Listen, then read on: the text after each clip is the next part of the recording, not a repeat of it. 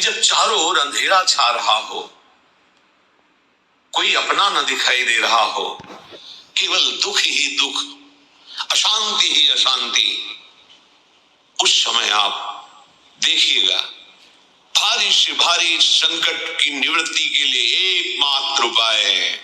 यदि आप भजन नहीं करते तो आप दिमाग में लिख लीजिए, चाहे अपनी नित्य डायरी में लिख लीजिए। आप एक बात पर विश्वास कर लीजिए कि आपको कोई भी सुखी नहीं कर सकता। यदि आपको कोई सुखी कर सकता है तो आप हैं। बिल्कुल घनीभूत अर्थात ठोस बात है, इसे समझ लेना। यदि आप अपने विचार के द्वारा, विवेक के द्वारा अधर्माचरणों का त्याग करके धर्म पूर्वक जीवन व्यतीत करते हुए भगवान नाम जप करते हैं, तो पूर्व पाप कर्म के अनुसार जब देह रचा गया तो उसमें जो प्रारब्ध दुख सुख का है वो तो आएगा, पर आपको परास्त नहीं कर पाएगा। और आगे आपके लिए महासुख है जो दुख और सुख दोनों से परे है। अखंड प्रसन्नता, अखंड आनंद, वो केवल आपके करने से होगा। उपदेश मिल सकते हैं, मार्ग बताया जा सकता है, आपको सहयोग मिल सकता है, पर चलना आपको होगा।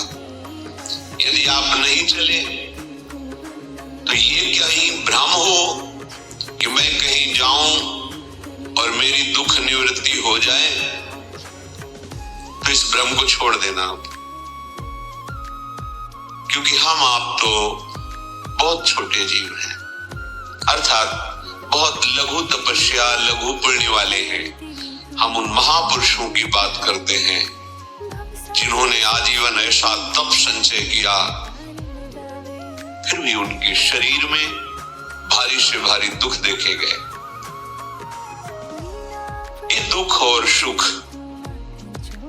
एक भ्रमात्मक इंद्रजाल है माया का, ना दुख है न सुख है। जैसे जो सपने सिर काटे कोई, बिन जागे दुख दूर न होई, ऐसे स्वप्न में तुम चक्रवर्ती सम्राट बन जाओ तो जगने पर तुम थोड़ी रहोगे, तुम जो हो वही होगे। हम भगवान के चिदानंद अंश हैं। ये भूलकर हम अपने को स्त्री पुरुष, अच्छा बुरा, धनी निर्धन, दुखी सुखी आदि आदि बहुत सा प्रपंच है, इसे हम अपने दिमाग में बैठा लिया है। जब तक आप ये प्रपंच नहीं छोड़ोगे तब तक आपको सुखी कोई कर ही नहीं सकता, क्योंकि दुखालयम नाशवान संसार का तो तुमने अस्तित्व रखा है। अगर ये किसी के दूर करने से होता तो स्वयं जगत गुरु पर ब्रह्म परमात्मा तत्व भगवान श्री कृष्ण सामने हैं और अर्जुन को कह रहे हैं, मात्रा स्पर्शास्तु कौन्तेय शीतोष्ण सुख दुखदा आगमा पायनो अनित्यास्ता स्थितिक्षस्व भारत। हे भारत, हे अर्जुन, ये आने जाने वाले अनुकूलता प्रतिकूलता, गर्मी शीतलता, अर्थात काम क्रोध लोभ मोह मद मत्सर अपमान निंदा, ये सब ताप पहुंचाते हैं। अनुकूलता सम्मान यश कीर्ति धन वैभव मानी हुई मान्यता, ये सब शीतलता पहुंचाते हैं। ये उष्णता और शीतलता, अनुकूलता और प्रतिकूलता आने जाने वाले हैं। भगवान ये नहीं कह रहे मैं मिटा दूंगा, कह रहे तास तितिक्षस्व भारत, हे अर्जुन ये तुम्हें सहना होगा। यदि तुम इसे सह गए तो तुम्हारे हृदय में ऐसी स्थिति प्रकट हो जाएगी कि फिर ये स्पर्श भी नहीं कर पाएंगे। सहने से तुम्हारी भक्ति बढ़ेगी, तुम्हारा चिंतन बढ़ेगा, तुम्हारा स्मरण बढ़ेगा, सत्य वस्तु के लिए, सत्य तत्व के लिए तुम सुखी हो जाओगे। बिल्कुल खुली बात। आडंबर नाटक पाखंड इसकी जरूरत नहीं। प्राकृतिक भोगों में सुख बुद्धि, देहाभिमान, विद्या रूप महत्व कुल धन यौवन अभिमान, ये कोई दूसरा दूसरा नहीं हटा सकता। ये तुम्हें अपने विवेक सत्संग से प्राप्त हुई विवेक के द्वारा, शास्त्र स्वाध्याय से प्राप्त हुई विवेक के द्वारा इसे तुम्हें त्यागना है। दुख तुम पकड़े हो तो छुड़ा कौन सकता है? छुड़ाना तो आपको ही पड़ेगा। अगर कोई वादा करता है कि मैं आपको दुख रहित कर दूंगा, मुझे आज तक समझ में नहीं आया। दुख रहित होने का जो उपाय है वो गुरुजन, महापुरुष, संत जन बताते हैं कि जब चारों ओर अंधेरा छा रहा हो, कोई अपना न दिखाई दे रहा हो, केवल दुख ही दुख, अशांति ही अशांति, उस समय आप देखिएगा कोई एक है जो आपको बहुत प्यार कर रहा है। वो हमारे प्रभु हैं।